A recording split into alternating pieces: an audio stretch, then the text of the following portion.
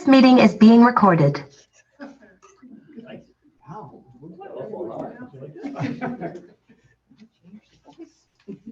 right, let's get rolling. So, good evening, everybody, and welcome to the Highway Hills Management Committee meeting for October 11th, 2022.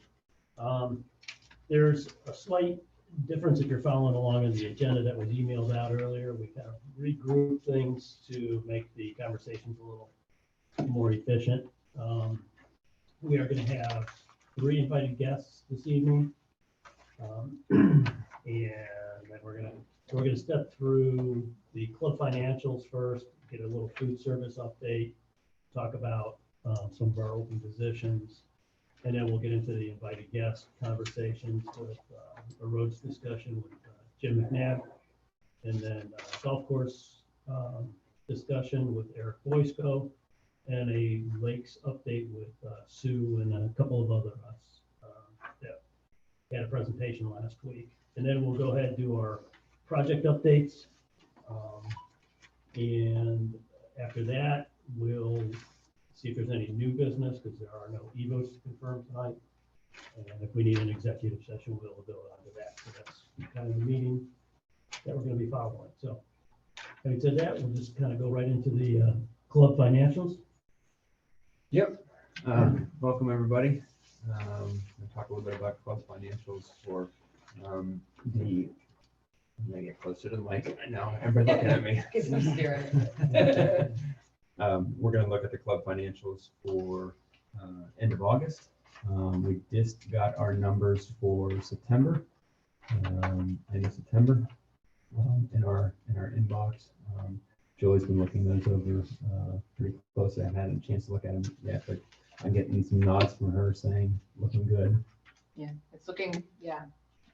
We've got a pretty good September, which we had a really good September. So a lot of the numbers that we were over on expenses anyway have gotten a little bit better. But we still have the same kind of trends with your fuel. Yes, now we're going to go over that right now. So let's look at our capital expenditures right now. We're sitting with a balance at the end of September at $496,159.43. And you can see on the worksheet that I've provided you guys just the breakdown of our capital expense fund. And our purchase items, our committed items, and our proposed items. So if you want to look over that, I'm not going to go over it in great detail, but it's a very healthy account at this point in time. And if you've got any questions, just feel free to speak up or forever hold your peace. Yeah, so I mean, I think with all those committed funds, just for the folks who don't have the spreadsheet, it'll be at about 386 by the end of the year is what we'd be looking at, which we look to have about 305 is our goal is to have in there. So. Right. Okay. Any questions on our capital expense? Let's go to depreciation. Again, a very healthy account. Right now, at the end of September, we have 448,943, and you can look at that sheet as well. Not a lot of things coming out of that at this point in time. I did change around something that came out of depreciation under. Let's see here. I believe it was our freezers. The 2 freezer doors of the clubhouse. That finally came out of those numbers, but it was on the credit card. But it was $4,405. So I moved it from committed funds on up to purchased. And so we're sitting with an estimated year-end balance of 408,443. Again, healthy. Our contingency funds are running around $107,000, $108,000. With a balance for $300,600. So again, another healthy account. Any questions on depreciation? All right. The last worksheet that you guys have, we talked, John and Linda, or Julie and I talked this last Friday, talking about our club cash balance. Like, what do we have in the bank? You know, this is not on the agenda form that was sent out, but we're looking at, and I talked to Penny a little bit about today. I want us to look at this a little bit closer. But if we were to look at our operating checking account, which is, you know, fluctuates obviously with, you know, payables and so forth. We have our operating checking account as of yesterday was at 183,345. So a very healthy account, but obviously that fluctuates because of bills that come in and so forth. But if you look at the bottom number of 1.678, that's what all our accounts combined, you know, from board to capital to depreciation and so forth. And then again, that fluctuates as well. So we can talk more about that, but I just wanted to kind of give you an idea of where we were from a cash basis. I guess just a quick question on that. How do we track the delinquencies on that? Because I know that that's usually running like around 30 grand. Yeah. So those are tracked kind of separately. And a lot of times we do get that money back if they go to legal. It's kind of tough to explain. I almost have to have Penny look at it from a daily basis, you know, and have her explain it as well. Okay. But we also don't we just accrue for that on the balance sheet? Yeah. As Yeah. far as. So it's not in the, it's not It's in not the in the bank cash numbers. Right, but it's in the, okay. It's in the balance sheet, It's accounted for on our balance sheet as far as the liability is concerned on behalf of the club, right, but it's not accounted for in cash. Okay. yeah. So yeah, this is actual cash on hand, Right. so. In our operating budget also, we are still tracking expenses that remain high right now. Fuel expenses remain high, utilities remain high. We looked at our beverages are high, kind of like the same as last month and the month before. It's continued to creep up.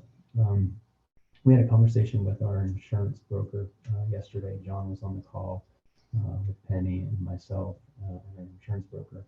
And I asked them a specific question. I said, how are we looking as far as renewal is concerned? What are the rates going up? And it wasn't really a surprise, but about 6 to 8% of an increase. Now, he said that this is before Hurricane Ian. We probably won't see those until about 6 months to a year from now. More that either the rates, because contracting prices are going higher, you know, materials are going higher, supply chain is still affected by the pandemic. So he said in the past couple of years, it's kind of either been flat to 1 to 2% increase. But this year it's looking about a 6 to 8% increase, which is not necessarily alarming. We're kind of all used to that fact, but we need to continue to watch our money very, very closely and things that we can help from fuel expenses, from utilities and so forth. We're working with all different sectors. So, excuse me. But yeah, those are the things that we're watching.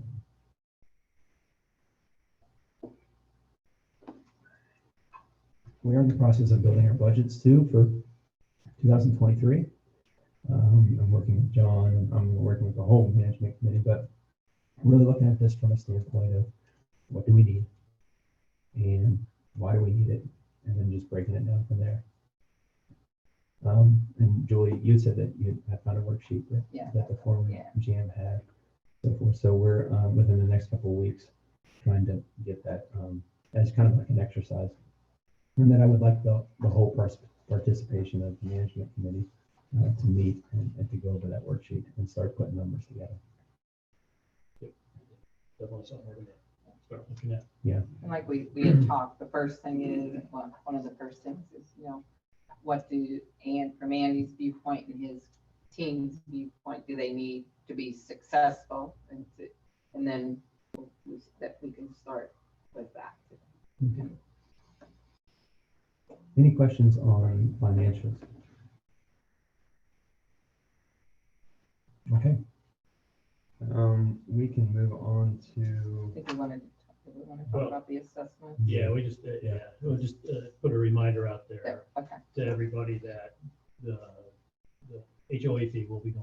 in January. And it's based on the CPIW, which in August was at 8.7%. Yeah, it's 8.5, but I mean, But it's still healthy. great. Yeah, it's greater than the 5%. Right. So it is capped at 5%. So there will be an increase, so most likely at 5%, and that'll be confirmed when all the numbers are finalized. Yeah, so we put those numbers together, talked to Penny about it today. Because she has to let our insurance know, and actually she has to let the members know too, by, I think it's October 20th, I think it is. For the November bill that goes out is actually for January. We bill 2 months ahead, so that will be coming up. And she said that it's September to September that we look at. So, All right, good. All right, let's move over to JJ. Move the mic up. You have the mic. Okay. Lodge decor. I don't know if everybody's had the opportunity to go up to the lodge and look at the new decor. What we had done, we had a design team put together a bunch of different things and reached out to members if they had anything that was old pertaining to Hideaway Hills. We got a lot of positive feedback, some good feedback. We found some old photos down here in the closet, had them put on canvas, some on metal. We did some minor painting. We have some old snow skis, some old water skis, old fishing rods. We tried to figure out how we could capture all of the amenities. We don't have them all yet, but we're gonna keep trying for it. We also took the old wheel that was out on the post that used to be part of the ski lift. Thing weighs a ton, but we'll figure out how we can mount that. But it's I think it's just adding to the decor in a positive way, and 99% of all that was donated by different members. So we're very pleased with that. A brewery update. How deep you want me to get into the brewery update? You got about 8 minutes. 7 minutes, 30 seconds now. Okay. Let's start out with the chiller. I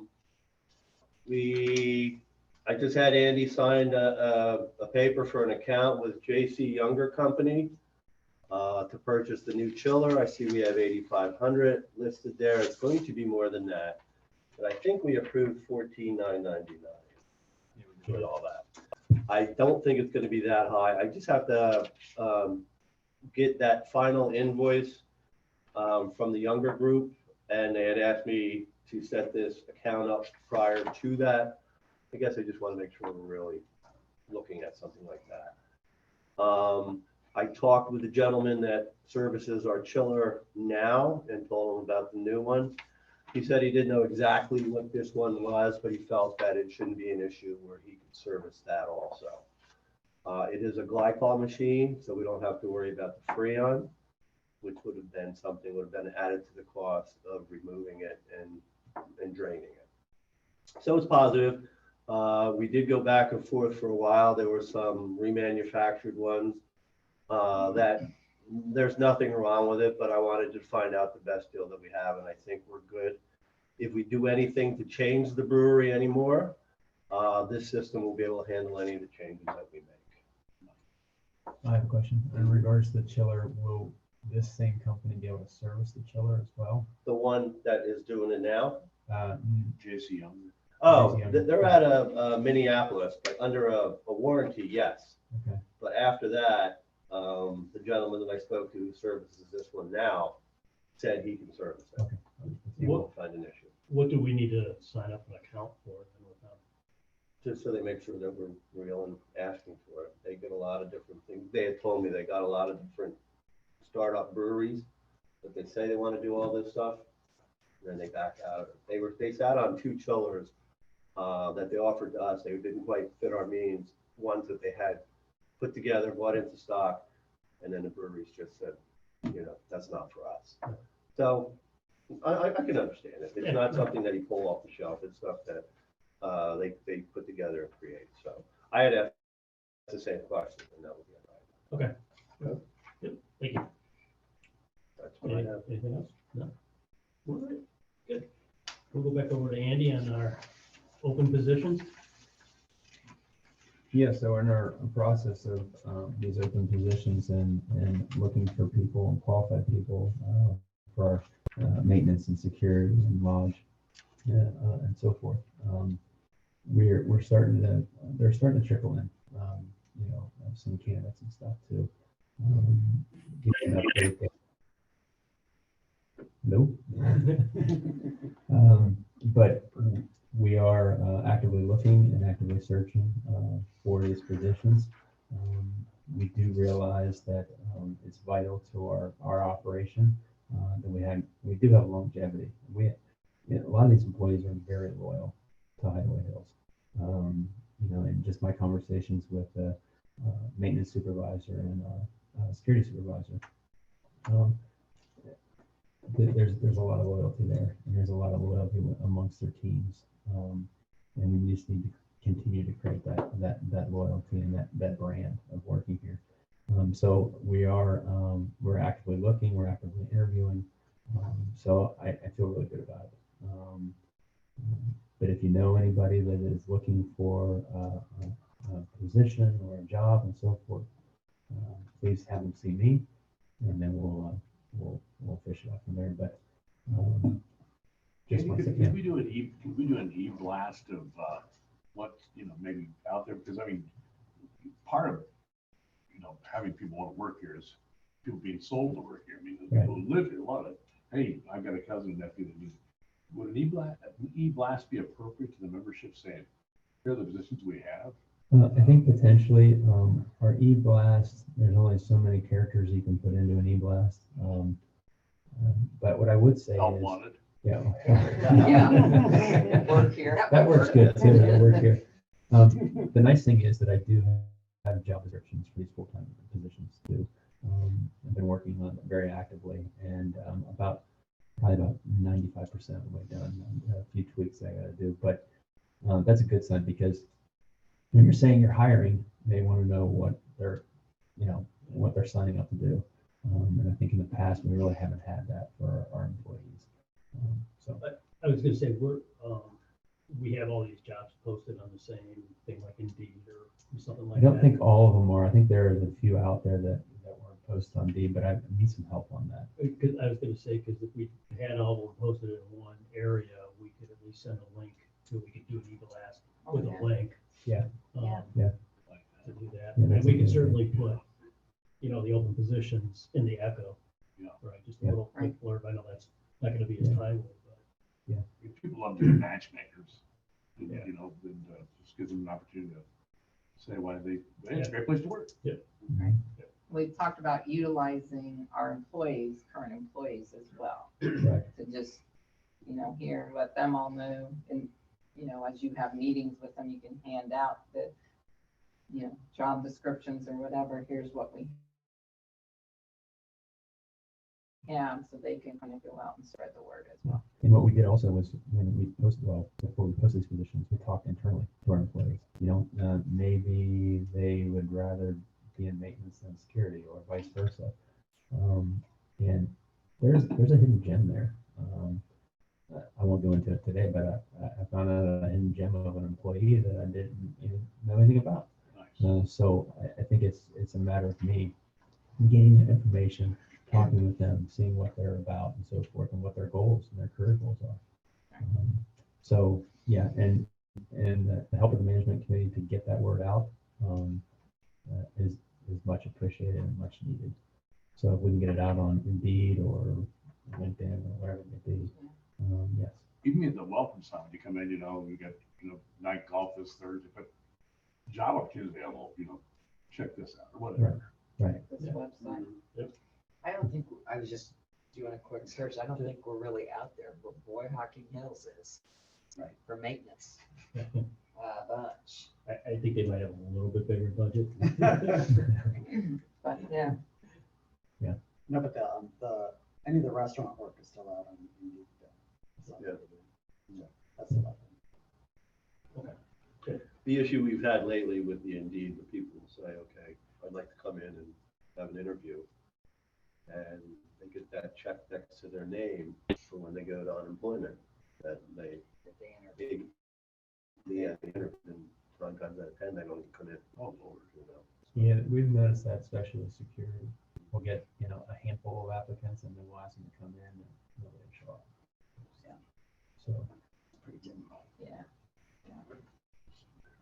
All right. Anything else on that? No. All righty, let's move over to the roads discussion. I think Mr. Jim McNabb. Mr. Road. There you can sit. So you guys know who, You can come and sit next to Bob, or you Yeah. can stand up over there. so Jim, Wayne, you don't want to sit next to me. Or next to Jim. Sorry, I didn't see that empty seat. Jim and I are close friends, but besides that, he's got an Yes. extensive resume of road construction with Lancaster. How long? About 8 years? 27 years. Only 27 years. 27. And I can't go anywhere with this guy where he doesn't discuss, roads and how they're maintained and how they should be maintained. And I said, we've got so many assets here in the hills amongst us. So Jim, you're the man. Okay. Grab a mic there kind of close to your mouth, Jim. That one should work too. This work? Yep. The other day, a gentleman approached me, a new road material they're using now. It's a cold mix, just like we did motor pave. So me and Bob went and looked at it down in Hocking County, and we were very pleased with it. It's not cheaper, but it's just like our motor pave. You've got a durability of probably 7 years on our motor pave, and I think that we need to get back to that again. Another thing, with our money wise, we'll probably have to have another road assessment to increase that. The stuff's not getting any cheaper. Yeah, and that's, we've had some conversations about that, looking at, we're probably gonna have to do something, but I'd like us to put together a comprehensive plan that we could use to show ahead of time how we're gonna spend the money. When we did this motor pave back in 2015, there's the one company that did it was Shelley. Now there's other companies branching out that can actually compete with them, so. And, Jim, it'd be a great thing to get your expertise on to help, Right. build that program and look at all that. And, I know that Rex has offered his help as well, but, to work with Rick and Andy and that to put together a team to go out and figure that out Right. is I'll be glad to help you. excellent. We'd love to have that. Jim, isn't it true that most road materials are petroleum based? Yes. And with And the oil with the- prices coming up, it's hard to say what you're gonna pay next year. Yeah. Or tomorrow? And I think even what we paid this year is over what the assessments were for the year. yes. Yeah, so we've spent that $200 a year. Yeah. And It's as, gone. as Marty said too, it's important that we put together a team regarding our roads. I do hear about it and see about it every day. There are some roads that are deteriorating that are almost going back to gravel. Right. And there's other ones that are, newly paved. But we got to think about the winters too, and what toll that takes on our roads, with not like the newly paved stuff, with not having a chip and seal on that, what's that going to be like for our plow crews and people traveling through the hills? So I agree with Marty and the rest of the group here that we need to put a team together and then work really closely with maintenance and really closely with myself and come up with a plan. And then once we have a plan in place or a tentative plan, then we can look at obviously the roads assessment of increasing that. What would be the right rate? I've got some things in mind, but I'm open to, talking about that and really coming up with a good plan. And I think if I may just, I think what people don't really understand is to redevelop this in real estate would be impossible. No one in their right mind would try to do this and something in the private sector because it wouldn't make any money. So what we have to really embrace is the fact that the assets that we have now, if we spend $1 now, it's better than losing $2 in the future. And it's not a great pill to swallow because people are like, I got a payment. This is great. But when that payment starts to deteriorate, we have the inability to get, emergency crews to those individuals, then they'll change their mind pretty quick that they should have, kept up with. But keeping up with it before it gets to be any worse is something we really have to address, I think. So I guess I have a question more on the technical aspects of it. I mean, like, because of all the hills. Right. And that, I mean, do we need different products on the hills than we do on some flatter sections? Well, Because of that, or? your motor pave does a great job because you get traction at the same time. If you blacktop it, it really gets slippery. And I don't know what's going to happen, what you did this summer. So, but tar or motor pave, as you choke it down with the same thing you do tar and chip. So you get the traction In the coverage. in the coverage. Yeah. Okay. I'm just asking, 'cause I just don't know, so. I was just curious. Yeah, that was a question that we had once it was paved, newly paved. We said, okay, it was hard to get a roller on in the summertime. Right. What about, not even an all-wheel drive vehicle in the wintertime? How would we do that? So yes, this team needs to come up with the best options here. Keep in mind that if you're gonna go for an assessment increase, we're talking months ahead that we have to know, because it'll either have to be at the annual meeting or it have to be a special meeting, and it's at least 3 months ahead when we have to start that process. Plus, we'll need a really good communication campaign. And I think the plan idea, it's gonna be important for Yeah. people to know where that's going, but it takes a long while for us to get that together. Did we just plan on trying to get something on the calendar even next week? I know, Jim, you're gonna, Well, I won't be here. won't be here, but maybe we can just start putting, and Yeah, we can, yeah, we I can mean, start putting the framework together, and then, Jim, you'll be able to But fill you're- in where we're, go ahead. You're not gonna be gone, No. Carmen Julie, you're not gonna be gone long. Yeah, till the end. We're not letting them leave. Yeah, No, I know, but maybe I was even thinking that we could get something next week. Right. And then you will be gone then, right? And then at least we'll have that framework together, so that when you come back, you can like fill in the holes. Right? I think that it's critical that we're talking about our budgets right now. Yeah. And that budget, we'll need to budget in, the potential.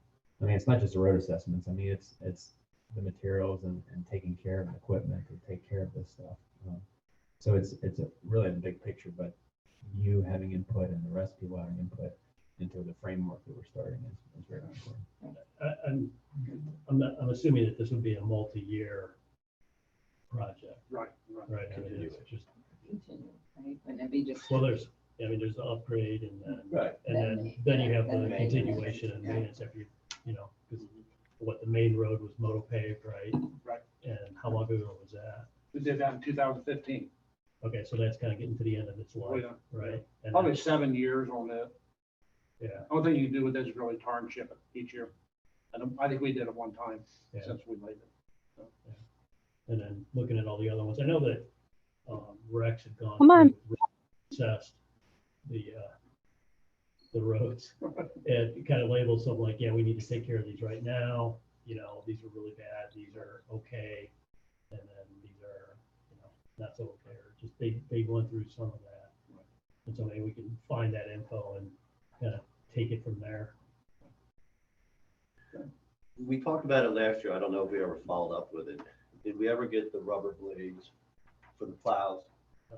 It's something that it helps the life of the plow itself, but the roads also. I did talk to Rick recently, and I think that they had ordered that, but I'll follow up with them and find out, because I think I remember. Yeah, we used them at the city, remember, buddy? We on Unbelievable what they do for snow.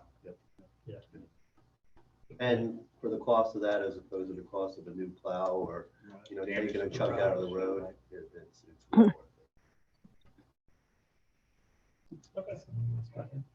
Okay. I think they're just. so should I try, maybe want me to try to set something up for like Thursday or Friday of next week, or Yes. That would be much All right. appreciated.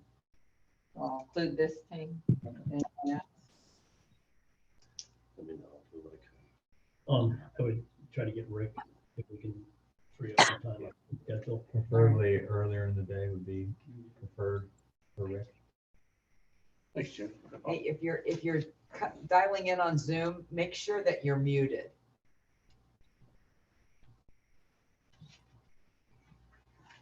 Okay, good. Any other discussion on the roads or with Jim? Thanks. Thanks for coming in. Thank you, buddy. You can have your seat back if you wanted to. No, get in there, Jimmy, get in there. All right, next up, Eric. You out there online still? I am. Can you hear me? All right. Yes, we can We see you see too. you too, unfortunately. All right, I can fix that. That's all right, you're good. Come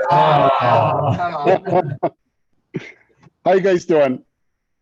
We're doing well. Well, So the reason that we're having this discussion a little bit is, a couple of years ago, I sat down with Sigafus and wanted to get some feedback from you all, mostly because I was new to the chair. And then last year, Rex and I kind of sat down and the message obviously was a little bit different. So I just want to give you a little bit of history of some of the things we've done so we're all on the same page and get some feedback from you and then talk to you about a little bit more about some of the long-term planning of the course and some of the concerns we have and let you guys kind of weigh in on what we've been doing. Last year, we're much more than just, some people think golf committee is 13 tournaments that we host every year, and we're much more than that. Last year, we started looking at more long-term and brought a very good consultant in. He's got many years' experience and started looking at the course and some of the things that we're doing long-term. And this year, we brought him back for an update, and we hope to keep continuing to do that. More than just the course, but last year put an amenity building in with using some amenity money, doubling the size of the building out there, so the equipment can be stored inside. Brought in a donor green again and to fix some of the bad areas from a course that was closing. We also got some used equipment to do Vericut, a part of the golf course consultants plan for managing the greens that were important out there. I think we also work pretty closely with Elmer, with Rick as well, but Elmer's there, and I probably, talk to Elmer 2 to 3 times a month, anywhere from 10 to 20 minutes, just where he needed in the springtime. In the growing season, he needs a lot of support from us, whether it be through work days or letting people know what to stay off the course and whatnot too. So I think we've got a pretty good dialogue with him. And when Elmer's in a pinch, I think this year needed some filled some filled divot material that we went out and bought, and he needed some cart path coal patch, which the golf committee bought. I think the golf committee does a pretty good job. I think I'm pretty frugal and stretching a buck, so to speak. We have about, I think we had 5 or 6 fundraising things this year, whether it be through member guest sponsors or the advertisements on the course or 50-50 raffles or auctions or, any number of things too. So we're pretty, I would say we could always use more people, but that's a discussion for another day. This year we added a Facebook page because I think the message that we're trying to convey is we need the bodies and together we can do more, because it's not just the golf course doing this, it's the staff, it's you guys supporting it, it's the golf community supporting it, and that's keeping this wheel spinning here a little bit too. So going forward, just if you look just for the rest of the year, no, we're not done for this year. There was about 20 dead trees or dying trees. Some of them have been removed, but not nowhere near as all of them. Some of them need to be removed more. We're planning to do another work day in the next month. We are not going to be able to replace all the trees this year or not even next year, and we're definitely not going to be able to replace them with size. And Andy's done a great job of working with members of the committee to gain some insight from him. So next time you're on the course, or if you haven't noticed, there's a lot of red ribbons on the trees that are going to need to be replaced and taken out there too. So also this year, there's going to be a much needed upgrade to the silver tee boxes, as well as leveling spots for winter tees, because if you're not aware, the tee boxes are closed for about 6 months for the off season to let those heal and repair themselves, so to speak. And I will tell you, I can't say enough about Elmer and the staff. I think they do a fantastic job. I think we have a good relationship that when he is I don't want to say most of the year, but a good part of the year, they were understaffed. And when we had a storm, I don't know, this summer, late spring, that we had guys out there cleaning it up. So it's been a total group effort. So that's the good part, so to speak. So it's my understanding, to give you a little more history going back further, that the golf committee has been responsible for building the clubhouse, the pavilion, and most of the course through the golf committee and its leadership. It wasn't too long ago that I hear stories about the greens being mostly sand. So we've made some progress and we hope to continue it. So looking forward, some of the big issues that could really hurt the long term of the course is the water supply line. And I know we've had some discussion with some of you all, but so everyone understands it. The water supply line that's taken from the Lake of Four Seasons, Elmer literally crosses his fingers every time he starts up that supply line. It's about 30 years old, according to him, that it works. Some parts of the water supply line are above ground and obviously exposed to the elements as well as falling trees and breaking. The supply line is definitely under capacity. It's a 2-inch line. It pumps about 70 gallons a minute. I know more about the golf course in the last 2 years than I probably have in quite some time. So I'm happy to answer some questions on that. So why does it need to be done? Just the fact that it's over 30 years old and it's under capacity. And I'm sure we all understand finances. Bob was just saying the other day, 5 minutes ago, 10 minutes ago, that if we don't spend the money now and fix it right, if we wait till it breaks, it's going to cost 1.5 times the money or even more, because we don't have the luxury of waiting for somebody to come in. Not to mention, if the water were, if we were in the summer season and the line were to break and we couldn't fix it, whether it's underground that we couldn't fix it or for whatever reason we couldn't fix it, we have about 2 days of regular watering for the green to last. Now, obviously, if we saw it was broken, we wouldn't water the entire course. We would probably just stick to watering the tees and the greens. And the greens is where the big money is, so to speak, where if those were to fail, if those were to die, it would take 2 years to completely build it from seed. And yes, we have a donor green, but that donor green is it's a very small area and it's not big enough to last. And the donor green's been using to patch some of the areas there too. So I guess the question that I have for you all is, if you can give me a little bit of feedback of some of the things that we've done and some of the interaction that we've done so far with Elmer and Rick and the staff.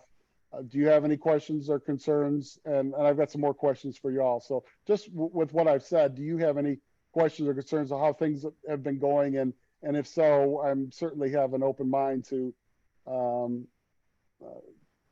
constructive criticism. Eric, what I've heard was maybe a second water supply line. So would the need first be a second supply line or addressing the capacity and the ability of the existing supply line? Well, yes, we could certainly put another one in. Right now, it's a 2-inch line. We would probably need at least a 3-inch line because during the summertime, that supply line will run 24/7. So it's got to be buried underground, and it goes underground from the Lake of Four Seasons from Dwayne's house up to the 8th tee box. Across the 8th cross through the 7th. And in the middle of the 3rd tee box, that line goes it goes from a 2-inch to a 3-inch line at the start of the course on 8. And then on 3, it wides off to both to both pump houses, to both ponds. And it goes a 4-inch. So to answer your question, I don't know what a lifespan of a PVC pipe is, but I don't know would be a benefit to putting another 2-inch line, because if it fails, then we're back to the same problem we were. So if we're putting in, I think we would at least put a 3-inch line. Last year, I got a quote from Trenton, and you know, he said it's going to be about $100,000, and we kind of stopped just because it was early last year, and we were in, you know, recovering financially, so we didn't pursue it much further. You said you had some other questions. Yeah, so the long term, and yes, we've done some fundraising, and we will still continue to do fundraising, but I guess what I want to get some feedback from you all, that, you know, how do you want to take a wait and see attitude with the line to see if it breaks? And I would also encourage you to don't take what I've said at heart. Do a little due diligence and talk with Rick and talk with Elmer, because obviously they see it every day. You know, how big of a priority do you all think that we should take with this new line in putting in there? I've also had some discussion with some members about trying to rent a ditch witch that buries the line. You know, that takes some expertise, but we do have a member in here that's got some expertise in trying to do it yourself, so to speak. We all know how that goes, but so again, I'm looking for some feedback from you all. And again, it's not necessarily feedback today, but feedback on how we've been doing things, and hopefully we can continue to do the way things we have with the course, and working with Rick and Elmer and you guys. And we've kind of adopted, or for lack of a better term, asked Julie to share some feedback with you all. And we have a private Facebook page, which she happens to see anyway, so it just makes it more convenient to have that, because obviously the communication is important, that you all hear what's going on. So I guess I'd like to know, if not today, then at some point, how big of an issue do you all think this is, and how soon we can start to look at moving this forward? And then what kind of commitment do you want from the golf committee? You know, we've got amenity money coming out, the proposal that we've got to start working on.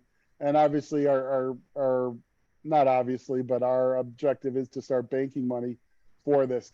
Will we have $100,000 by next year? No way. You know, we've got some ideas, but you know, we're not going to have anything close to that. So. Well, I do know that we have budgeted in the past, you know, some money from the capital fund out there for this, so that we're looking at it.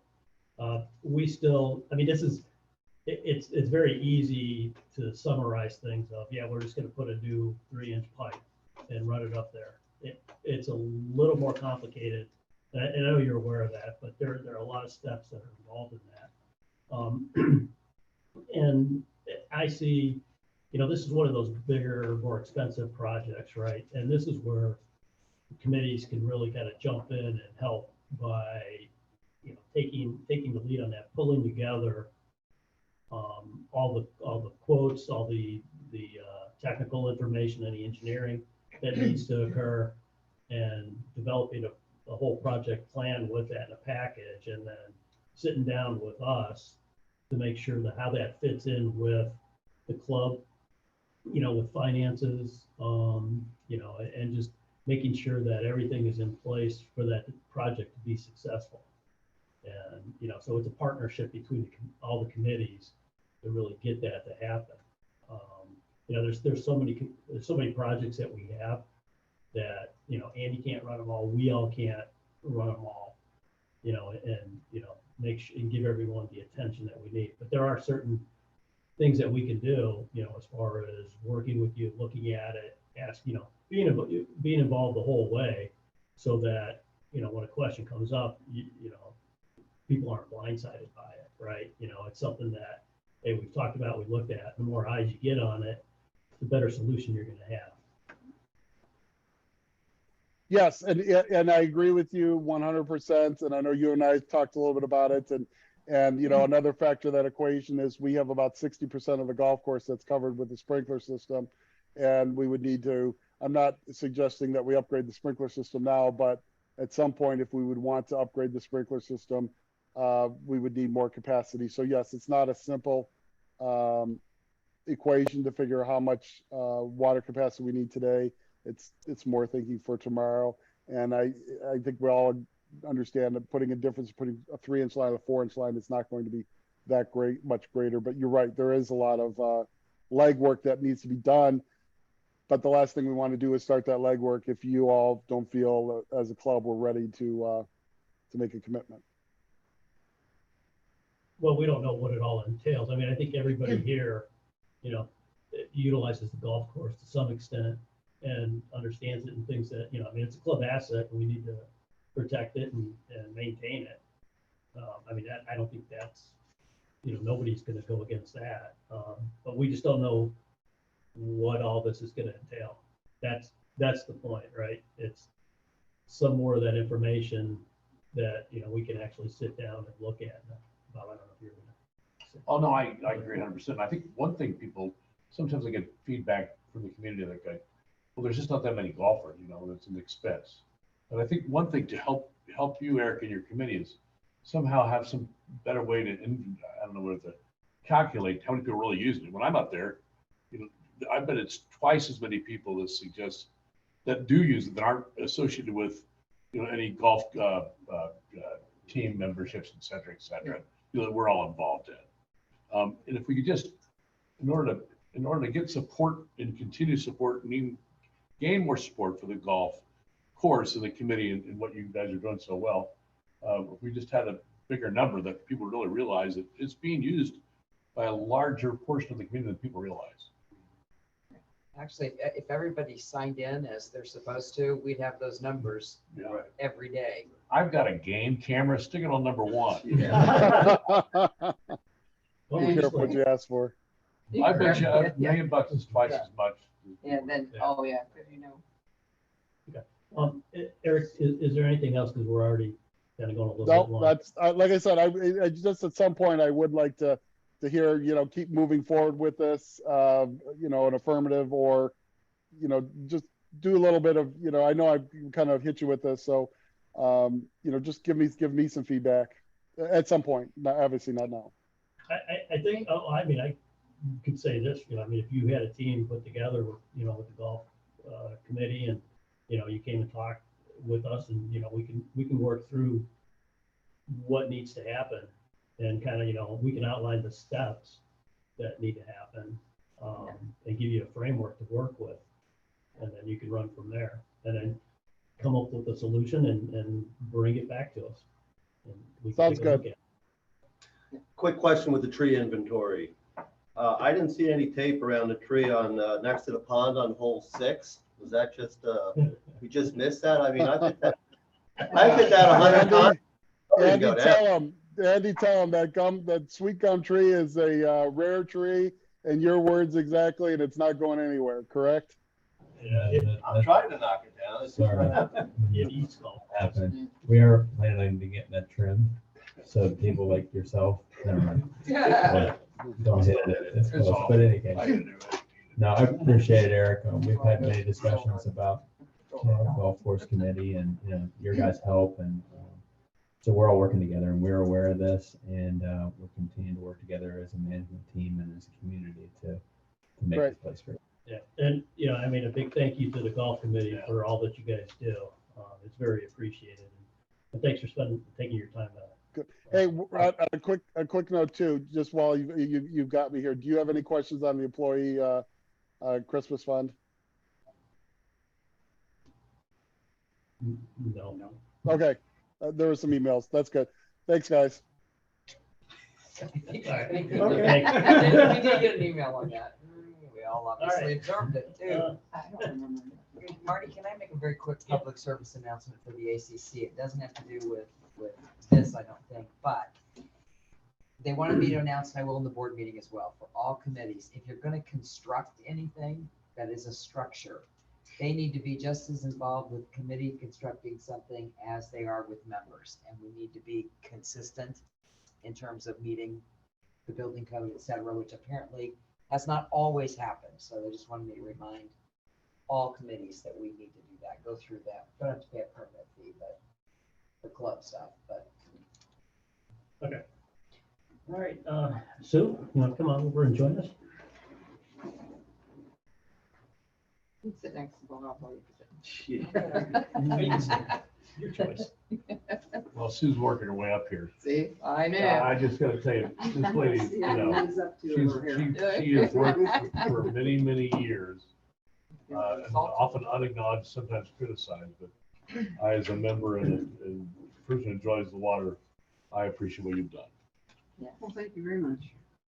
Same here. Well, I just want to say everything that Eric just said, but put, instead of the word golf, put in lakes. And everything that Marty said, change it to lakes. Yeah. Because that's where we have to be, working together Right. with this group, always. So, I just want to update you on, we had a lakes meeting last week.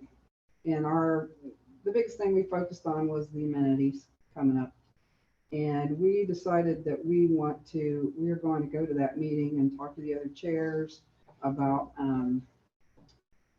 doing that first project on the Lakes Enhancement Plan, which was the silt trap on Taos. And so we're going to ask for whatever that quote is from Jim Downard, which I'm hearing it's in the $39,000 range. I'm not sure if that's for real, but we're probably going to ask for around that much. That doesn't include any roadway work down into that valley.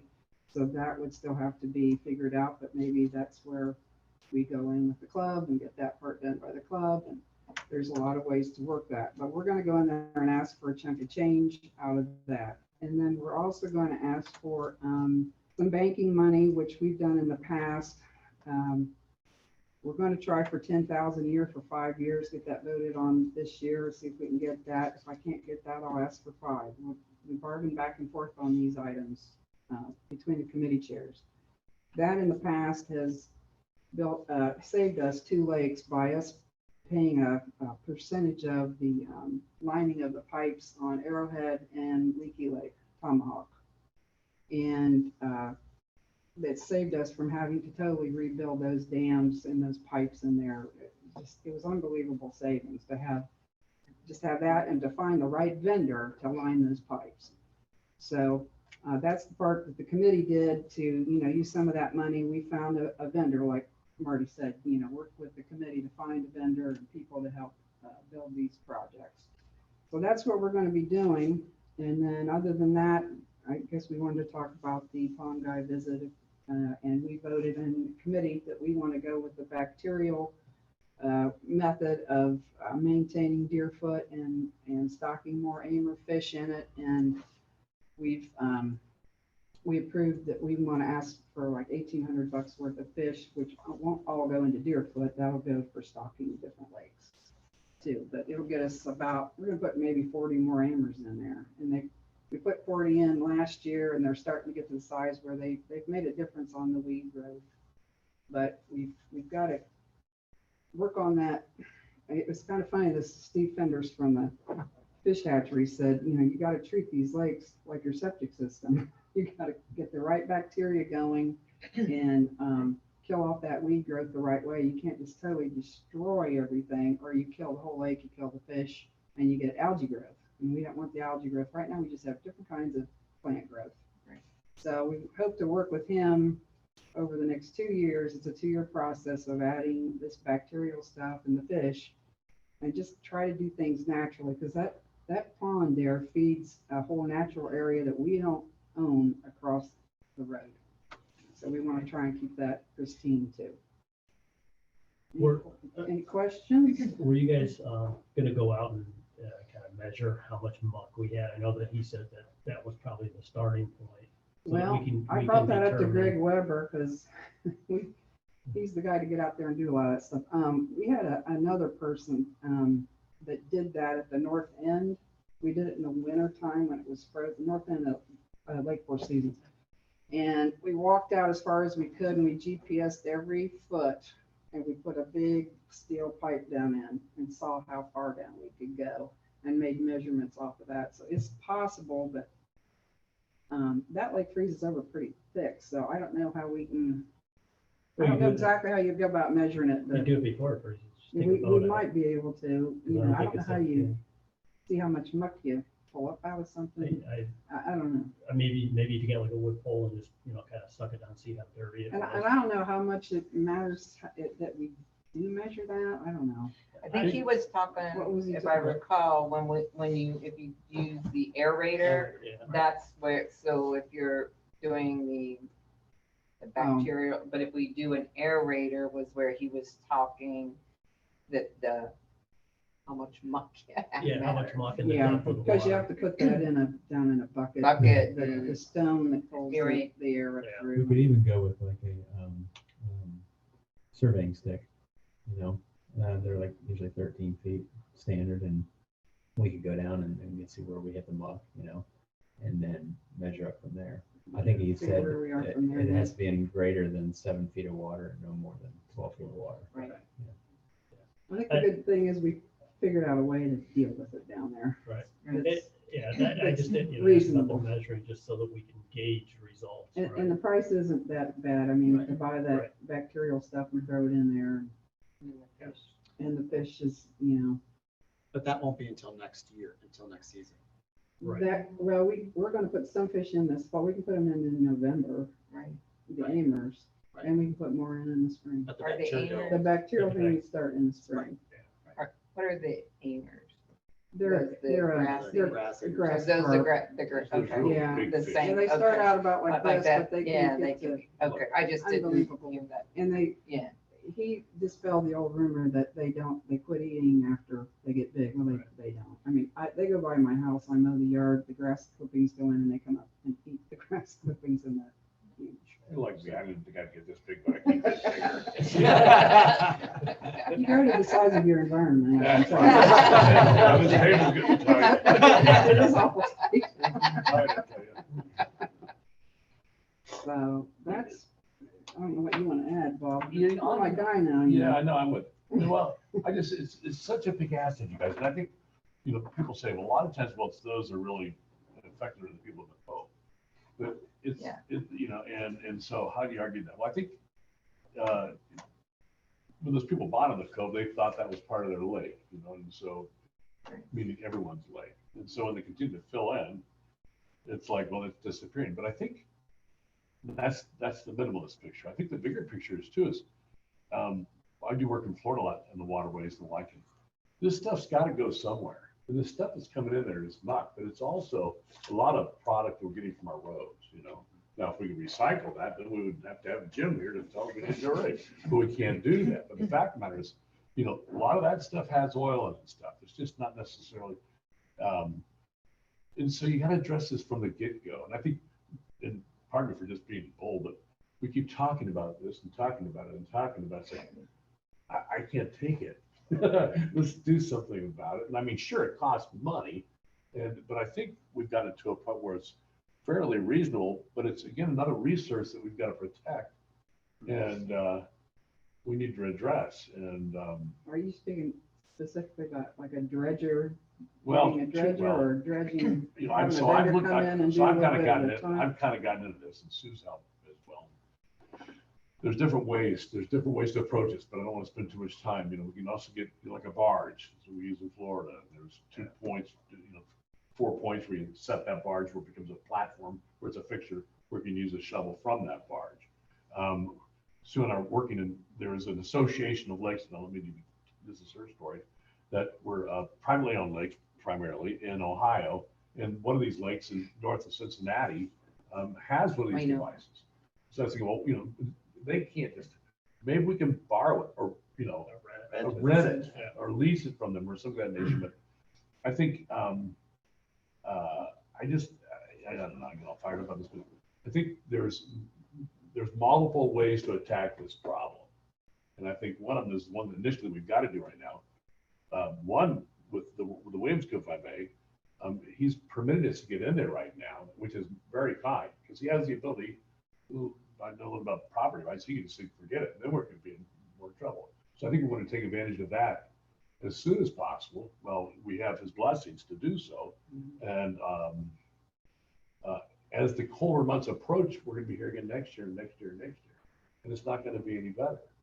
So, I mean, if we're looking for solid numbers, you're close to that. And Well, we need a quote for that cove. Well, he provided one Did he? from his Okay. contractor. So you It got was in that. there, so we have that number. Is it that old though? Is that a couple years old? I don't know. I don't have. that We had a quote. We look at it. $40,000 quote when Well, this right one- as yeah, this Randy, it one- was like 2 years ago or something. This one was only like 18 grand, I think, for that part of it.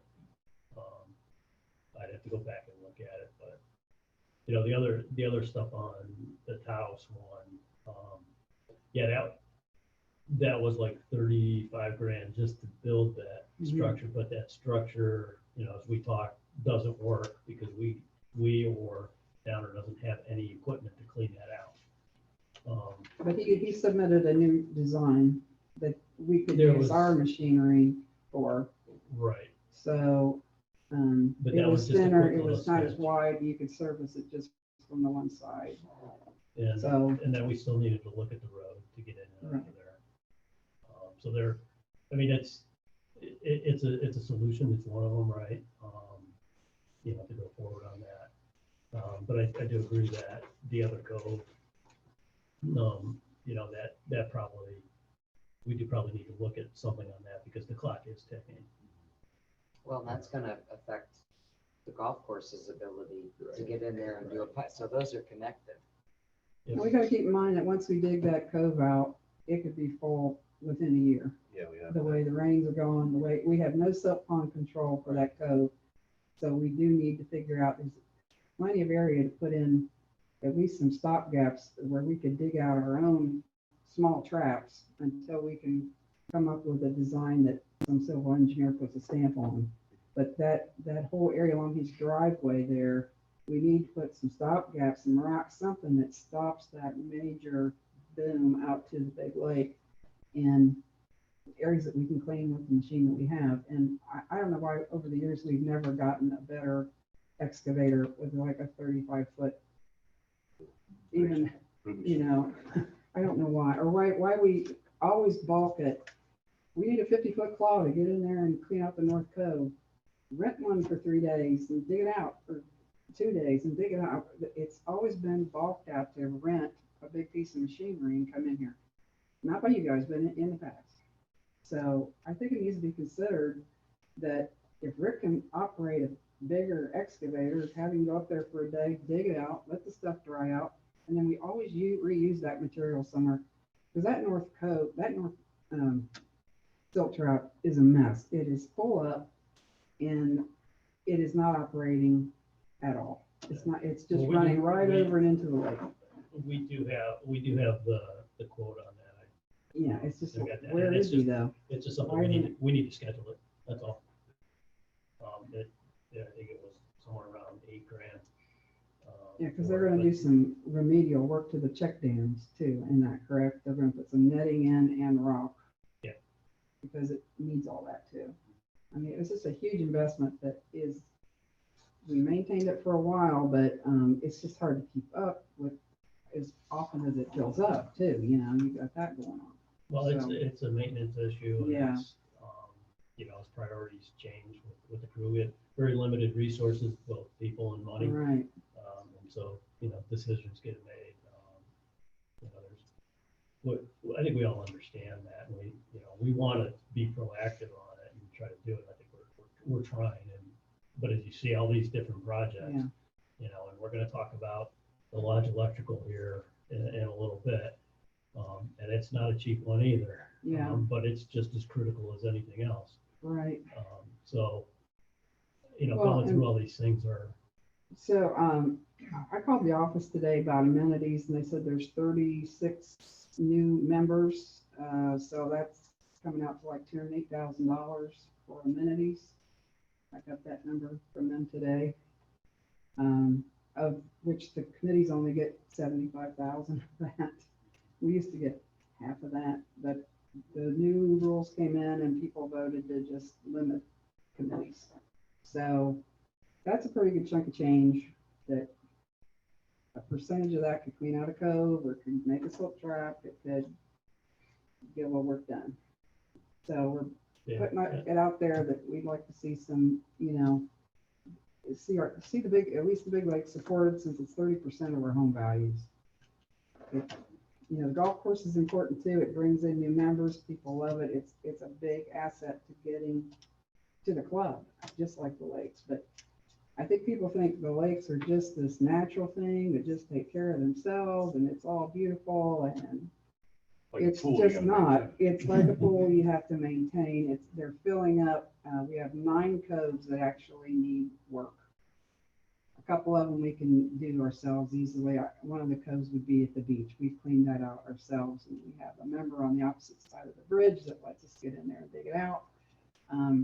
So maybe we only really have 8 coves, but still, it's unbelievable how much they've filled in over the years. We've done some measurements in the past, and some of those coves, you got like 2 feet of water once you get back in there. By your place. Right. So Sue, I mean, I know we've got some quotes, but if we want, as we look at the 8 coves and like, if you get a, like maybe a just annual, what do we need to do like on an annual basis? Is it where you hit 1 cove a Well, in that year and then tenure, you do, you know, you know what you talked about with that one back there, just so we can kind of yeah. always have that. So as we might move on to other things. Yeah. The Well, we're next, the talking- next team will also, you know, it can be Yeah. just something that we have, That 10-year plan that was Yeah. presented, you know, back Okay. in October. a couple would have years had ago, all that in there. That has all that in there. You just need to change the years and probably It's the bump same thing, up a money little up. bit. It was trying to do, you know, like one Right, silt trap design a year and one cove, and maybe, you know, dedicate $30,000 to just the design and getting things approved. Because some of these things we do, I mean, when we did the north end and put that silt trap in, that all had to be approved by the Army Corps of Engineers. Right. And it's good to have this paperwork in our back pocket in case anything terrible ever happens around here. So, and that's easy, it's easy enough to do. When we first dredged up there, I called the Army Corps of Engineers, and they flew a drone. They did something, no, they went on Google Earth and Oh, checked okay. out what was What's going on, going on. and they said, hey, send a letter of what you're doing. We sent the letter, and they said, as long as you don't dig out dirt and throw it back in the lake, you have to remove it from the lake, and you're golden. And, I mean, so that could be You got something, all that, Andy yeah. should probably do that with each one of these projects, is make sure the Army Corps of Engineers knows what's going on. If you could have a Christmas gift this Christmas, Well, what would you suggest? Oh, I don't mean, you ask got me 3 that. gifts in front of you. And if you were to take one of those and say, that's what I really want, or needs to be addressed first, what would you suggest? Well, I'd like to follow through with what the 10-year plan did, which was we started with the Teos silt trap area. And is that as bad as what's across the lake with that silt pond? No. I mean, it's worse across the way. The timing is now to Right. do that across the way, to dredge why- that why is out. that? And Because you've they were got a willing- pipe coming through there that may not get done because he's gonna remodel that house and change the layout of that land. Right. You've got a pipe issue and you've got a dredge issue. So I would throw more That money first. towards that for Christmas. Yeah. And, figure out, you know, for if Easter. I get the money from amenities to be part of that silt trap, then we've got that. We can set that aside and say, hey, we want to save that for a year or 2 years. Probably, I wouldn't save it for more than 2 years, but we can work with that silt trap. I mean, we're just under the gun with that Right. road over there and that pipe. That's a Yeah, if we concern. don't do that, he can absolutely say you can't have any access. Right. Right. And we already tried. There might not be any, It depending might on not what be he's an building. access, yeah, it might You're not have more it. than one rig in the golf course. And I would ask Rick what he would want to do along that driveway, along that whole creek, to slow that down or make some kind of something that wouldn't end up flooding that road for anybody. But, you know, something that could slow things down. And maybe a survey could be done so we know what kind of angle and speed that water's coming in through that cove. Do a little something ourselves along there. You Help can't slow that stop down. water, you can only redirect it. Just, that's what we have to find out. It's the silk, but the silk can be kind of held up a little bit. And there's so much like trash that comes down through there. It's like, where's that coming from? Right. It's coming from people not picking up after Yeah, I themselves. guess. It's coming through people's personal property. I've never been able to walk all up in through there. Oh, Lord. Somebody might get me. I don't know what's up Big, through big, there. Bigfoot might be. Yeah. Oh, no, that would be cool. She'd embrace that. Yeah, there you go. Very nice. But I think the important part here is there's a time constraint. Right. And So I'll let you know how I do in amenities.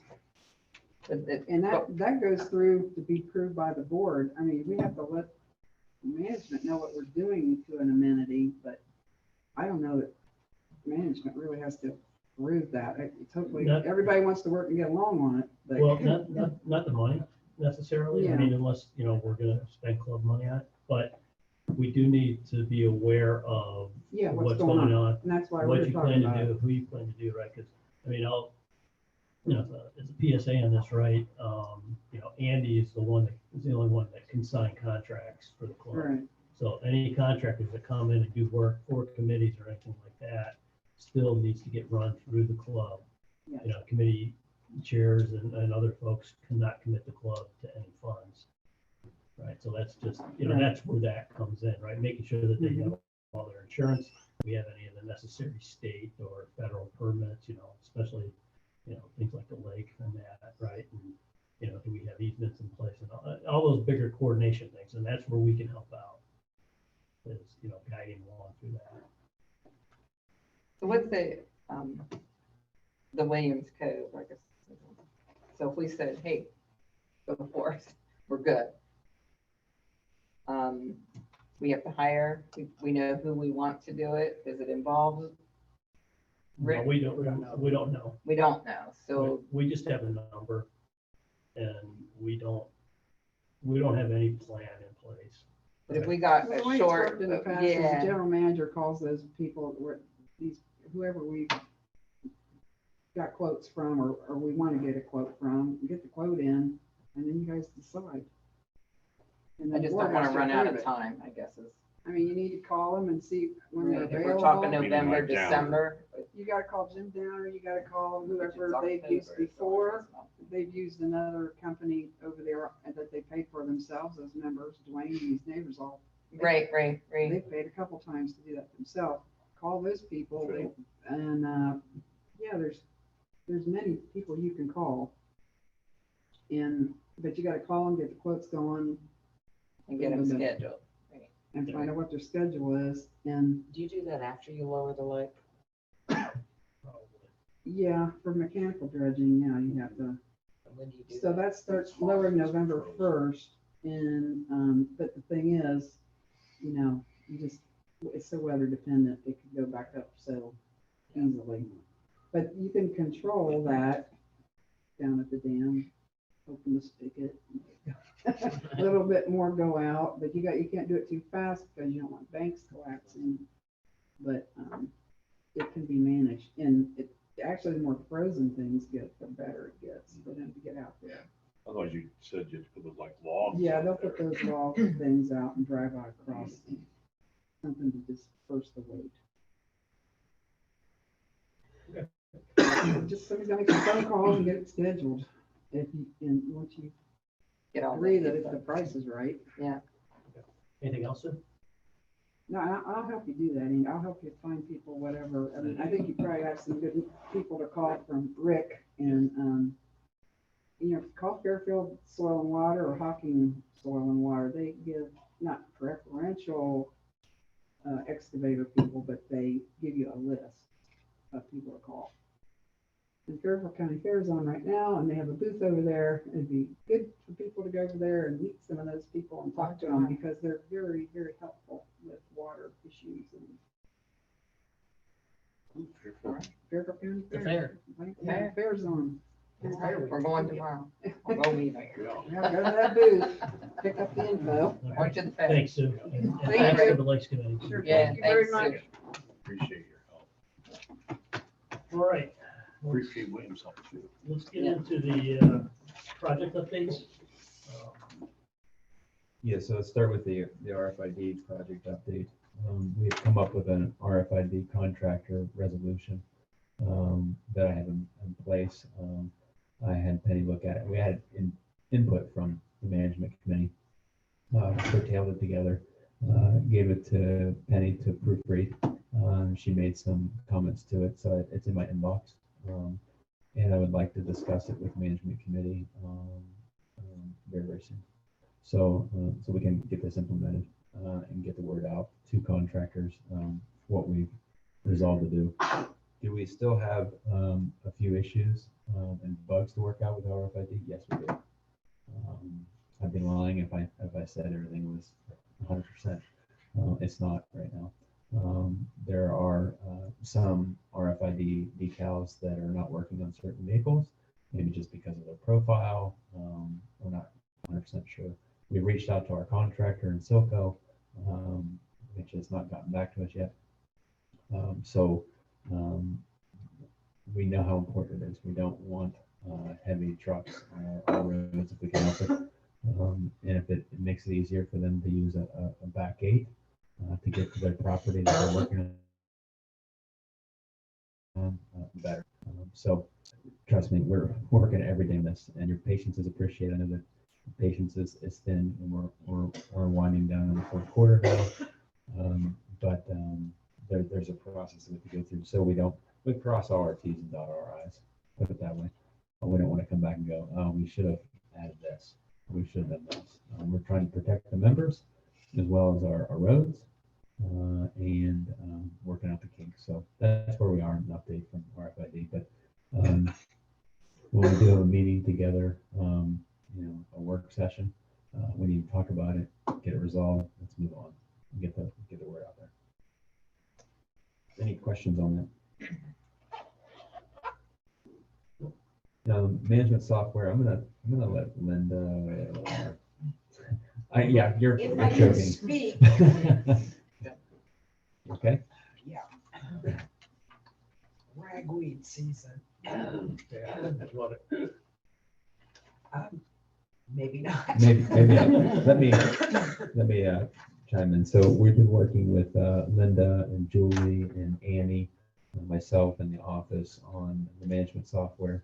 We're working out the exporting of information from our current system to the new management software. It is a slow process through this export process, but we are working it out. We did have another meeting today with Condo Control, our management software, to ask a lot of questions and some more details in regards to that.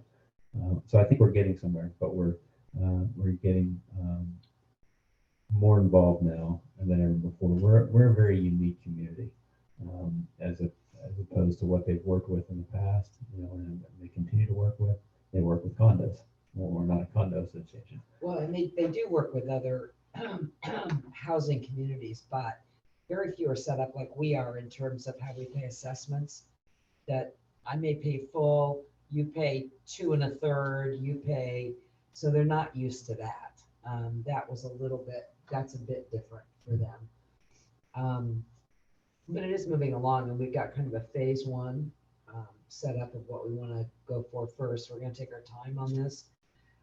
Before too long, we'll involve the management committee and the board to be our guinea pigs, to get in there and play around with some things and see, what's working and where we may have a few bugs. But I think it's moving along nicely, and I think many members are going to love it. I mean, we've been seeing more and more of it, and it's what you can do and the access to information, and for us, reporting is going to be fantastic.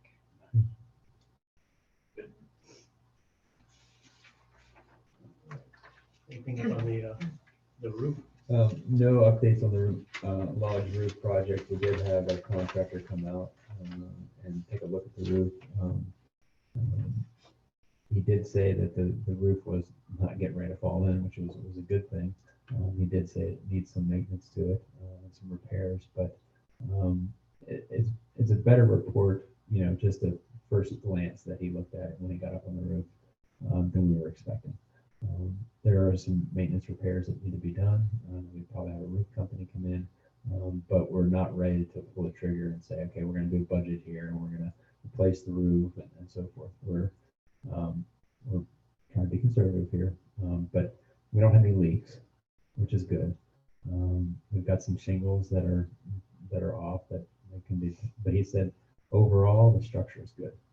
So that's better on the back side than the front side, but so that was good news. That was Tom Farway. Yes. But he didn't find any hail damage. No. Okay, well, that's good and bad. hailstorm. Yeah. Any questions on that? All right, Marty has the Lodge electrical project presentation. You each have a, I just tried to pull it up. It's giving me error. You want to show it, Marty? Yeah, I wanted to present. We gotta Are we probably- signing up there? We probably have to, we have to put you in as a presenter. Julie, do you have it? I do. Yeah. You should have, you have it in your email. In my email. Oh, okay. That's all right. You can pull it up. Yeah. I can pull it on my, yes, I have it on my email. I just remember. No, But that's yeah, fine. I got that. You should be able to share now. Okay.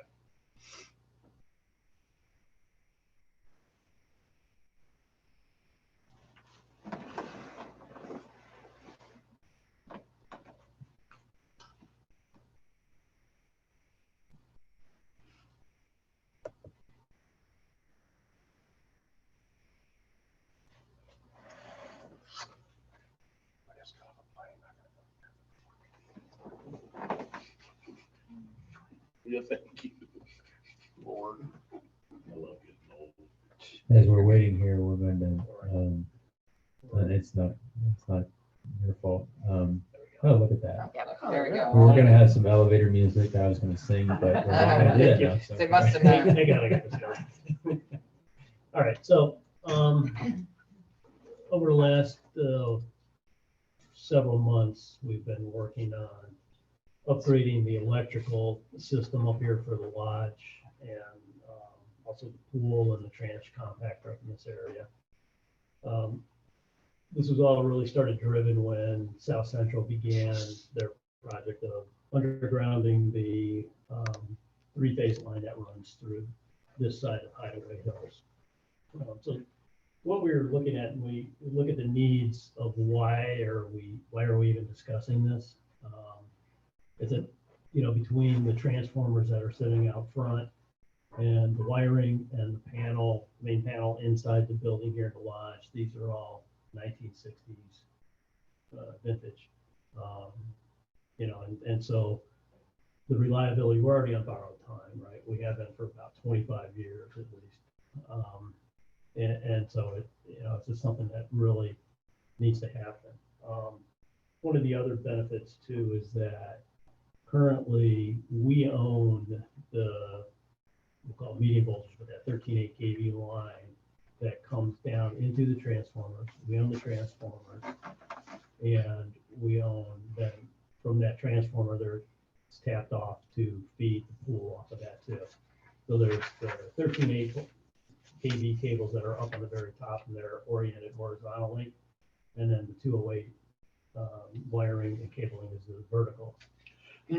So with this, we'll have new transformers, one for the lodge, and then one for the pool, which will be mounted closer to where the pool is right now, where it kind of goes underground, and we'll see that in a little bit. And then the other one is for picking up a trash compactor, which is already a different feed.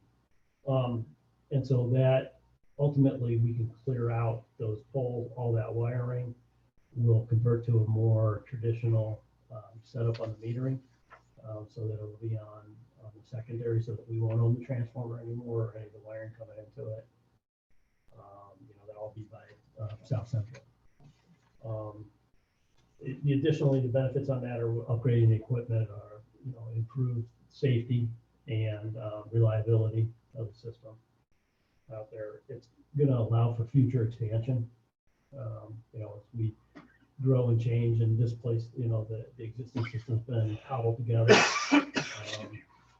And so we can, allow for that plan for some of that. I mentioned metering. The other big thing is that South Central will remove the existing transformer bank up on the pole and dispose of that for us. And they've also committed to going down and grabbing the transformer bank that's down there for the old ski lift. JJ, we could bring that up and put that in the No. lodge. Yeah, I imagine. I think that way. All these No, going no, in no, the no. lawn. And then, as I said too, it frees up what I call the island out there, like that grassy area. Marty, when you say lodge, you mean this entire building, the Yes. office, lodge, great. Yeah, everything in the structure. So, we'll kind of get into some of the details here. We broke this up into about two permits because we have two different jurisdictions on that. So the lodge itself is actually in Fairfield County. And then the pool and the trash compactor are in Hocking County. And so there are two different jurisdictions there that we need to work through. So we would break it up that way. And this is just a quick screenshot of the overview. You can see so basically there's right now there's an underground conduit that goes from over where the trash compactor area is and the new transformers and other boxes over there. That's run over to the spot where the wires right now dive underground. There's a pole out there. And we're gonna maintain, at least that's where we're gonna tie in things is over in that area. There'll be a new transformer mounted adjacent to that pole for that. And Marty, we don't need the state of Ohio a permit from them at all. It's all through the county. It's through the county, it could be through the state too. I don't know that for sure. But Yeah, Jim would, or Yeah. the company would know. yeah, Jim would know. Yeah. And Okay, we would, I was just curious. yeah, we will definitely take care of all that. So Okay. where we stand on this, from a completion standpoint, all the engineering is complete for this. So we're good to go there. We just need to, approve funds and get them in there. We did do the underground conduit there and also over to the lodge when Trenton was out here last year. So we saved quite a bit of money by not having to, pay any mobilization charges or anything like that.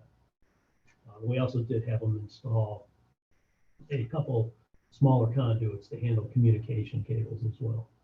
So that, because part of that is to get any of that Frontier or Spectrum cable off of those poles as well, so that we can get rid of them. Any questions so far? Just a general question. What differentiates South Central's willingness and ability to pay for burying a lot of electrical lines throughout our community? But when it comes to this, it's like, oh, it's your ball of wax. Well, part of it is because we own all that. We do. Yeah, we own These the lines. higher voltage on that. Okay, so those, because I'm just naive, meaning the voltage coming in for a single family residence is gonna be a different line, but they still pay for those. I mean, it seems to me if I'm Well, South Central, I want you to, tell them we're gonna go solar. We can get a battery. We're gonna go solar, oh, well, put the line in. You're gonna for think you. that this price is. Yeah. I just didn't know if there was any more contribution that South Central would provide for, because we're gonna be, these power lines are big, they're sucking a lot of electric, and I'm thinking, well, can you help us out, South Central? Well, they're gonna be pulling in the cable. We put the conduit in, Okay, right? So we're working together. They're gonna own the transformer, okay, right? We're not gonna own the transformers anymore. okay, that's So good. they're disposing of it. So, But here again, I'm naive, I don't know, I just do know, thinking. yeah. No, we talked to them and worked through all of that as we were going. Yes, sir. So on the lodge, you can see that, so that arc, that dashed line of the arc, that's roughly where the underground conduits are going right now, and those are complete. Again, the engineering is complete on this part of it as well. And one of the other things that we have incorporated in here too is a standby generator. We've included that in the design, so it adds some money to it up front. But like all things, it's never going to be cheaper than when you first do it. Did you decide, Marty, if you're gonna rent that or lease it or buy it, the generator? But we would just buy it, and it would be a diesel power generator, so that we don't have to worry about propane trucks coming in, anything like that. That we can refuel it ourselves. And that refueling, I mean, it lasts a couple of years. I mean, it's not like every month you're putting that thing out. No, it's gonna be based on usage, As right? needed. And I believe we I don't remember the specs off the top of my head, but we sized it, I think, for like, I want to say maybe 48-hour runtime. Okay. So I mean, you only can hold a finite amount of fuel. Right. But the fact that it is diesel rather Yeah. than propane Propane tanks makes- coming in, Makes it a lot it easier. makes it a for lot us. easier on us too. We can get, diesel. That answer your question, though? Yeah. So here's a layout of the area outside of the lodge. So this is that, what would that be, like the southeast corner, I think, kind of like right behind where the picnic, you see the picnic tables over there. And everything to the left of that is gonna be new. And that would be, it'll be a concrete pad, there'll be a retaining wall in there because we're gonna dig down roughly maybe 3 feet or so to match level over there, and it's about 3 feet from the crown of the road. And you can see the transformers in the middle, it's got the pathway coming up to it. So that, we gotta build a different pathway there so that you can get a truck in and out, if you need to replace that. This might be one of those areas where we need to leave the ACC. Yeah, and that's where, yeah. And then you see we have, space allocated for the generator, the new panels, there's an automatic transfer switch, and then the main distribution panel are gonna be on the outside. So that's a change from what we have now. And it's gonna allow us to clean up that back room quite a bit by doing that. And then there are some new panels that will be installed within the lodge. We creating a wall or a fence around the perimeter there, is that what? There's gonna be a wall, and then there will have to be some sort of fencing above that, just to keep, so people won't walk into it. Was there any possibility of moving all of that equipment to the south of the building, you know, where the drive is to the back door of the kitchen right now? So that's a There, little more aesthetically pleasing from the front of the building. but then there's no way to access that back part, right? And then the costs go up with added additional cabling. But we tried to keep the cost down. I mean, are you talking about, because you have the entrance to the kitchen, right? And that's deliveries are coming in and out there, and below that, you have the brewery. Then you have one more room. Then you have the access road that goes around. And the main equipment that's coming in that area, like wet air conditioning units and so forth, are already in front there. So the landscaping would have to be removed and rearranged and so forth too. So that was the most cost efficient way To do that. Yeah. And I think this is a great project for the ACC to go ahead and do a design for us, for hiding that. I mean, if they can approve it, they can design it. Hey, I'll let you pass that along. I think I just did. I think we just did. So what will also happen is that right now the condensers for the AC units are just sitting on the ground basically out there. So we're gonna put pads underneath each one of those too, as part of this.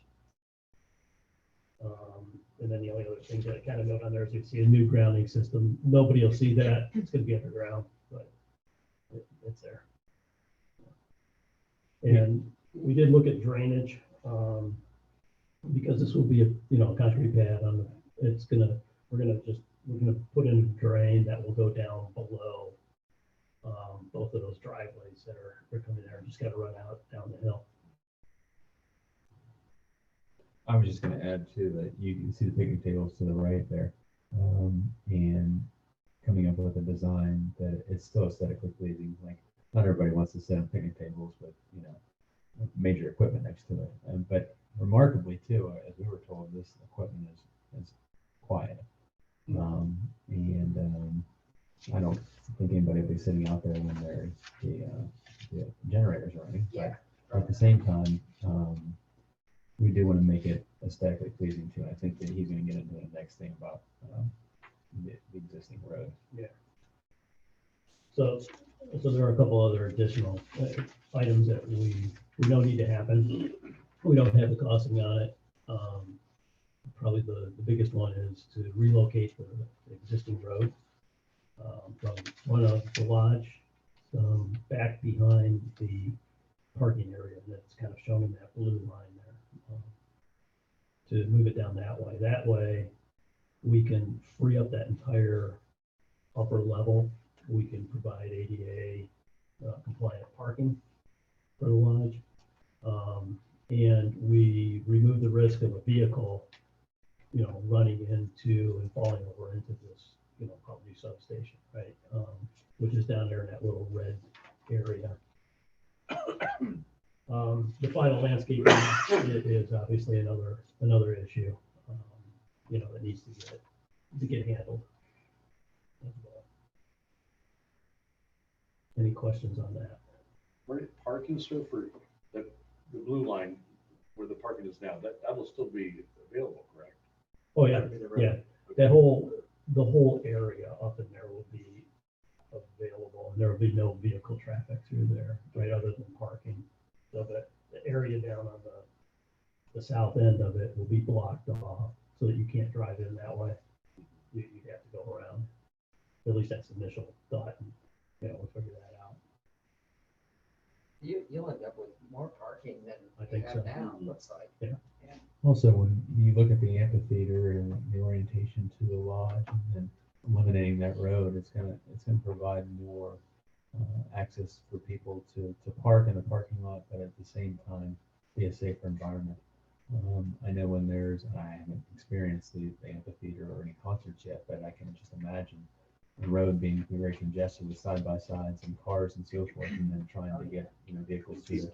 And people, People.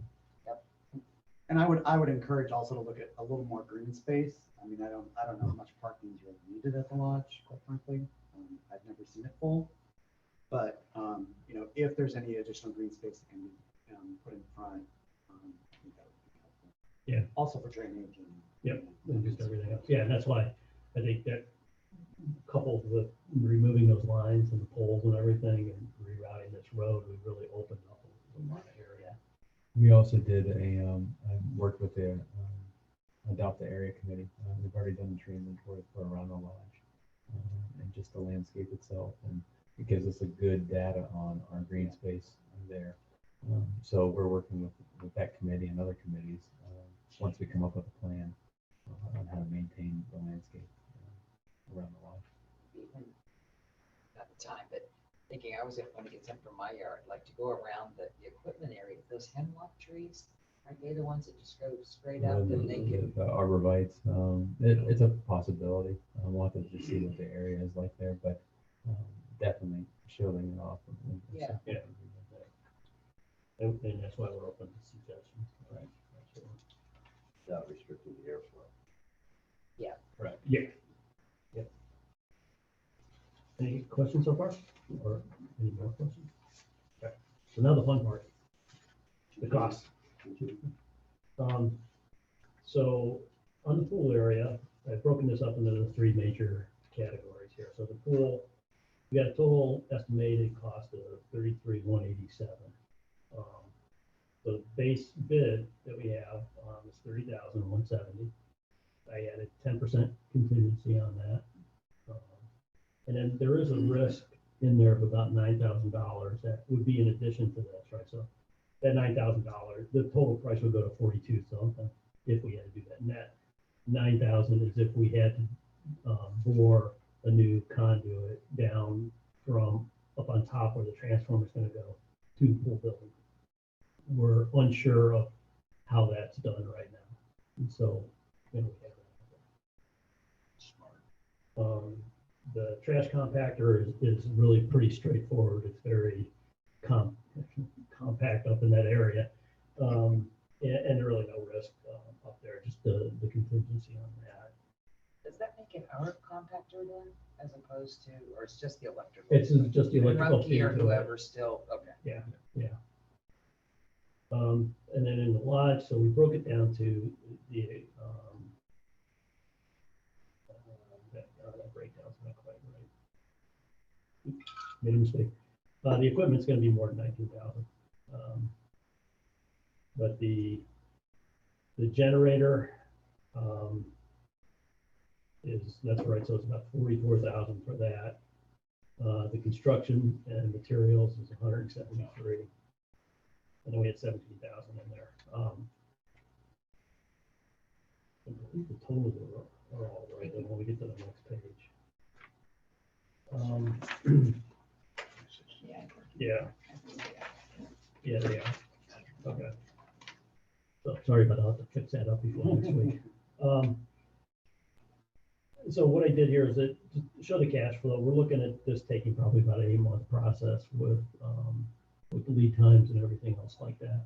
I think that the pool and the trash compactor can begin, upon approval for that. We can order everything that we need to and get moving on that. The lodge equipment, now that includes the new main distribution panel, which we're upgrading the amperage rating compared to what's there now. We're going to 1,000 amp, going to a 1,200 amp one, introduced about another $12,000 in cost for very little value. So we just decided to just go with 1,000. Yeah, we could scale it back down to 800 if we wanted to. And just like we could remove the generator as well if we wanted to, save some money. And it is, there's ways we can parse this up if we have to. And so we just kind of brought that all out, and then you can see the total there at 331. I would add too that there is lead times for everything too, on equipment. I think that the lead time for the backup generator was 20 months. I think that am I correct about that? Not 20 months. 20 weeks. 20 weeks. I got my weeks and my months mixed up. I think the longest lead time was about 42 weeks. Right. On something. One of the breakers might have been about a year, but we can work around that. Is the generator to power the entire thing, or is there things that are going to shut down? It's going to be sized for 80 kW, which will handle everything that's connected to the emergency load. So like all the freezers, things like that. We're not gonna power everything, but the critical loads we are. And enough to heat this space, maybe inside. Yeah, I believe some of the HVAC was on there. I'm just hoping for the purposes of a fallout shelter. Right. Yeah, like. Yeah. And as soon as we do that, we'll never need it again, but. Right. The insurance We policy. So So Nice work. in the cash, we've spent some money now, not quite a ton, like about 20,000, I think, right? That was That was- phase. That has nothing. that has really is not nothing to do in with here. that, but there is some leftover money that we We can have this year. use to help offset some of these costs. I mean, it's not a huge amount, Right, but I can get those numbers. for yeah. you. That's right. But yeah, we did have, like, phase one was to go ahead and make some changes inside the building that were just safety issues that needed to get taken care of because they were at a point of contact with our employees. And so we took care of that. And all the new wiring now is up to code on those things. When we get done, everything else will be up to code as well. Because we do have in the capital, if I'm looking at this correctly, an additional like 86,000 already earmarked this year, right? And that is, Yeah. okay, that we could. Right. Yeah, I think we were looking at, initially when we were looking at these numbers, we were looking at $100,000, Right, roughly $100,000 for this year. And then right, the remainder next year. okay. All right, Nice. Any other- yeah, good job. Thank Nice you. job. That's a Thank lot of you. work. Yeah, thank you. Thank I felt good about driving up to Sioux and looking at the lakes.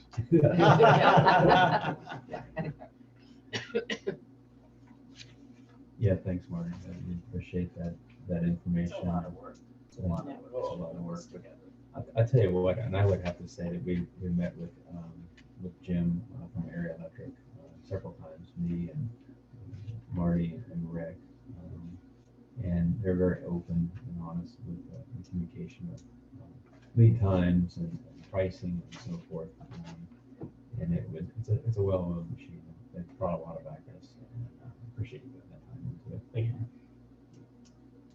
So I do plan on presenting that to the board next week. All right, so we did not have any e-votes. Some of ours. Yeah, no, thank you. Yeah. Yeah, I guess if we could just back up on this, though, I mean, you know, we've had obviously several large projects come in front of us tonight, right? And, you know, somehow we have to figure out how to prioritize all of these things. You know, I mean, because everybody feels that their project is number one coming into it. And, you know, they are to them, and it's important. So we really need to figure out, you know, how are we going to get it done? How are we going to pay for it to get it done?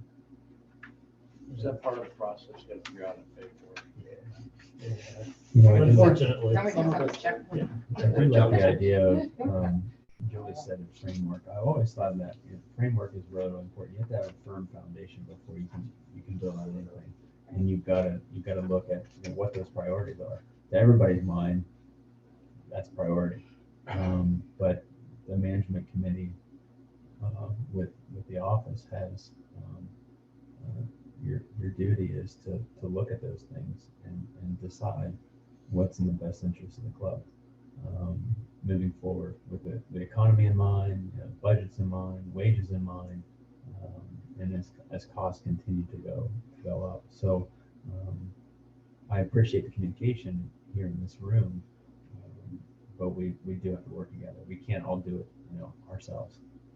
We're just going to go flat on our face. So I'm open for some work sessions, and let's get this rolling. Yeah.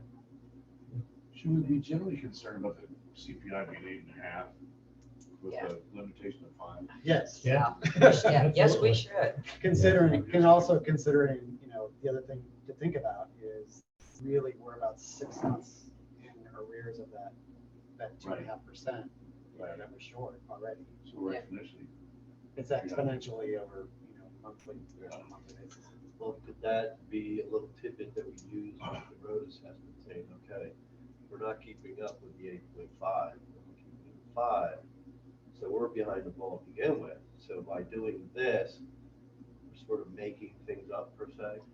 And maybe we're gonna have to really think about a communication plan for the roads, because, and rightfully so. I remember last year when we introduced the CPI, and it was smaller. And there was a lot of resistance to that. And that's already in there, so nobody can do anything about that. But we're gonna have to really think about that and how to let members know what they get out of it. Like, I'm even thinking with the lodge project, and I get it, but we need to think about if I'm a member and I come here and I eat dinner once in a while, what's the value that I'm getting from the lodge project? Well, that's why we have to emphasize it's the office also. It's the office The office also. goes down, then, you know, what happens then? Yeah, Also, with the last storm, that we had the ice storm. Yep. Having this as a safe house per se Yep. is a big sell too. and it's 1960s Yes, technology, which not into. may not be entirely up to snuff. We've replaced a That lot was of that. 1920s. We We're had that that in our old house. 1950s or 60s technology, aren't we? Ooh. We had that Think about in our old home. Thanks, Linda. We don't have knowledge. Um, Let's look at the bright side. It's not knowledge too. And one way to actually look at that too is, you know, if the office goes down, the club goes down, you know? Yeah. I was down at security today. If the security goes down, we can talk about that equipment, but then the club is down. Yeah, right. So we have to work on our structure. We have to work on our foundation. Yeah. Before we can build that skyscraper. Yep. but we all knew when we bought here, that's the community we're buying into. Yeah. So we can't abandon Yeah. it. You know, if you wanna, you know, we saw a lot of property out of the hills. Right. And they have concerns because their refrigerator's gone on Friday every night, every weekend. So the benefits of moving to this community or why we moved here is partially security. We're partially having a, you know, I don't get all fired up, you know, the lake to go to or Right. the tennis courts. You know, Play golf. I don't play tennis anymore, but I know it's an integral part of the community. Yeah. So we have to support it as a community. Right. We can't pick and choose. We knew what we signed up for. Right, All we're happy about. right. Yeah, I mean, And I tell you right now, the benefits derived, speaking as an appraiser. Yeah. By living in the community with these amenities. Yeah. The level of appreciation is far greater than if you Oh, have a lot yeah. of parcel outside of this community. exactly. So. Yeah. Okay, anything else on this? I know from a new business item, I just have one. I was contacted by the range committee, and they reminded me that they had $2,000 that they were gonna donate to like RFID or a new gate or and security on there. So, you know, we could, I know one of the items we talked about was a chop gate on Bora Hill. I guess we should probably get a refresh quote to at least look at that and see what that is. Yeah, and then as far as that goes too, making sure that that reader is working at the proper distance. I think there's some issues with For that. our winter. Yeah. Yeah. Yeah. You know, I think we forget how steep that hill is. It is. Oh. In the winter, Ooh. Okay. You good? Anybody else have anything? I would ask one thing too, when we're talking about project priority.